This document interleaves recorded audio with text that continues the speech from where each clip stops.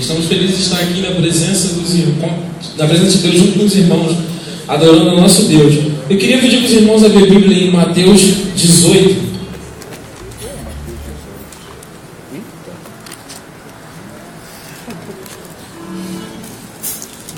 Não, tu tá achando, né? Hein? Não, tu tá achando, né? Naquela mesma hora, chegaram os discípulos ao pé de Jesus dizendo: quem é o maior no reino dos céus? E Jesus, chamando o menino, pôs no meio deles e disse: em verdade vos digo que se não vos converterdes e não vos fizerdes como meninos, e de modo algum entrarei no reino dos céus. O Senhor diz aqui que nós devemos levar a nossa adoração como criança. A criança é uma pessoa inocente, que não tem um certo conhecimento, então ela tem uma certa confiança em Deus. É uma adoração que Deus se agrada. Nós vamos louvar agora com uma música que diz: é de coração tudo que eu fizer. Eu queria convidar os irmãos a adorar o Senhor com o coração, entendeu? Que nós possamos agradar o Senhor em espírito e em verdade. A nossa adoração possa tocar ao Senhor. Isso aí. Oi? Ah, eu saí, o moleque saiu, ele vai tocar.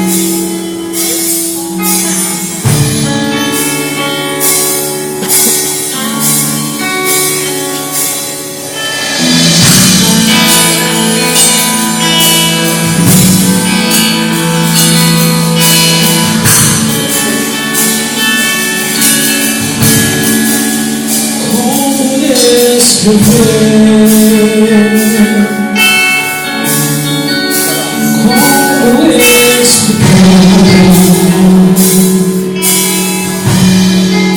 o amor que faz durante a noite pra me resgatar e conheces